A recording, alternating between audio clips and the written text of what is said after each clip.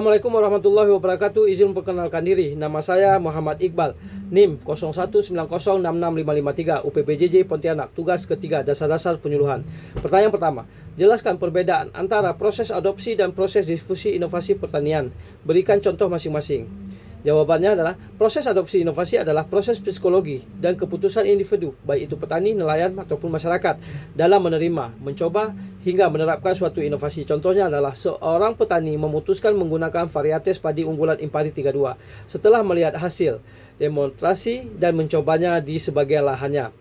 Sedangkan proses difusi inovasi adalah sebagai proses penyebaran inovasi di antara anggota sistem sosial atau dari satu sumber ke banyak orang melalui berbagai saluran komunikasi tertentu dalam jangka waktu tertentu. Contohnya adalah teknologi budidaya ikan lele bioflok menyebar dari satu balai penyuluhan ke berbagai desa melalui pelatihan, video YouTube, dan demplot sehingga makin banyak pembudidaya mengetahuinya. Pertanyaan kedua, seorang penyuluhan diharapkan dapat membantu dan mempercepat proses difusi inovasi. Terkait dengan hal ini, upaya apa yang dapat dilakukan penyuluh? Upaya penyuluhan untuk mempercepat proses difusi inovasi adalah: 1. Memberikan informasi yang jelas dan mudah dipahami. 2. Menggunakan berbagai metode penyuluhan. Ketiga, menunjukkan keunggulan dan manfaat inovasi. Berikutnya, melibatkan petani atau pelaku utama secara partisipatif.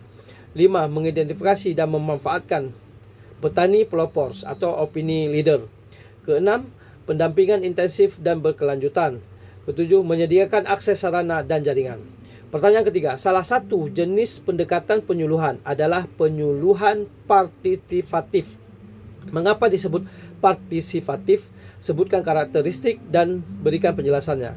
Disebut penyuluhan partisipatif adalah karena melibatkan masyarakat secara aktif dalam seluruh proses penyuluhan, di mana masyarakat diberi ruang dan menentukan keputusan dan berpartisipatif aktif dalam kegiatan proses tersebut.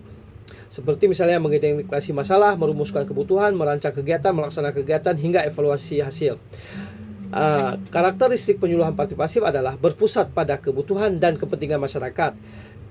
Kedua, masyarakat terlibat dalam setiap tahap full partisipatif, mulai dari perencanaan hingga evaluasi. Masyarakat menentukan tujuan, memilih metode kegiatan, dan menilai keberhasilan program. C. Menggunakan pendekatan kelompok musyawarah melalui partisipasi menggunakan metode diskusi PRA, FGD, dan atau musyawarah desa. Keempat, adanya proses belajar dua arah. Berbeda dari penyuluhan konvensional yang bersifat top down, pendekatan partisipasi menggunakan komunikasi dialogis. Sasaran dapat memberikan masukan, berbagai pengalaman, bahkan mengoreksi materi penyuluh. Keenam, menekankan pemberdayaan. Penyuluhan ini bertujuan untuk meningkatkan kemampuan masyarakat, kemampuan memperkuat kemandirian, dan mengurangi ketergantungan terhadap penyuluh atau pihak eksternal. Berikutnya, hubungan penyuluhan dan sasaran bersifat kemitraan. Penyuluh berperan sebagai fasilitator, motivator, dan fasilitator perubahan. Berikutnya, keputusan diambil secara bersama. Semua keputusan, baik itu perencanaan maupun pelaksanaan, dibuat melalui musyawarah atau persetujuan bersama. Pertanyaan keempat, bandingkan karakteristik jenis pendekatan sistem latihan dan kunjungan laku dengan jenis pendekatan partisipatif, ditinjau dari segi tujuan, sasaran, organisasi, metode, dan peran penyuluhan. Yang pertama, ditinjau dari segi tujuan. Pendekatan laku bertujuan untuk mempercepat proses transfer teknologi dari peneliti ke penyuluh, penyuluh ke petani. Pendekatan ini bersifat top down dan menekankan peningkatan produktivitas melalui paket teknologi tertentu. Sedangkan pendekatan partisipasi bertujuan untuk memberdayakan masyarakat, meningkatkan kemampuan kelompok untuk mengidentifikasi masalah, merumuskan solusi, dan mengambil keputusan sendiri. Fokusnya pada kemandirian masyarakat. 2. Ditinjau dari segi sasaran. Kalau pendekatan laku, sasarannya adalah petani, kooperator sebagai model, diikuti oleh petani lain. Petani lebih bersifat penerima teknologi.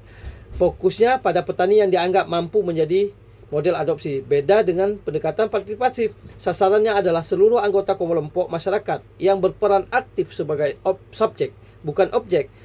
Ketiga, ditinjau dari segi organisasi.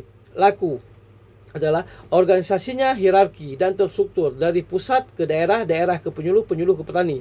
Jadwal kunjungan bersifat tetap dan teratur. Sedangkan partisipasi adalah organisasi yang fleksibel dan horizontal, berbasis kelompok. Keputusan dibuat melalui musyawarah bersama. Keempat, ditinjau dari segi metode. Laku menggunakan metode instruksi seperti demonstrasi plot, pertemuan rutin, dan penyampaian paket teknologi. Komunikasi satu arah lebih dominan. Sedangkan partisipasif adalah menggunakan metode dialogis seperti PRA, FGD, musyawarah, pemetaan masalah, belajar sambil bekerja, Demplot partisipasif, dan komunikasi dua arah dan berbasis pengalaman. 5. Ditinjau dari segi peran penyuluh. Laku, penyuluh berperan sebagai instruktur dan penyampai teknologi. Posisi penyuluh lebih dominan dalam menentukan materi dan keputusan. Sedangkan partisipasif, penyuluh berperan sebagai fasilitator, motivator, dan pendamping, membantu masyarakat menggali potensi dan membuat keputusan sendiri. Sekian jawaban saya. Terima kasih. Assalamualaikum warahmatullahi wabarakatuh.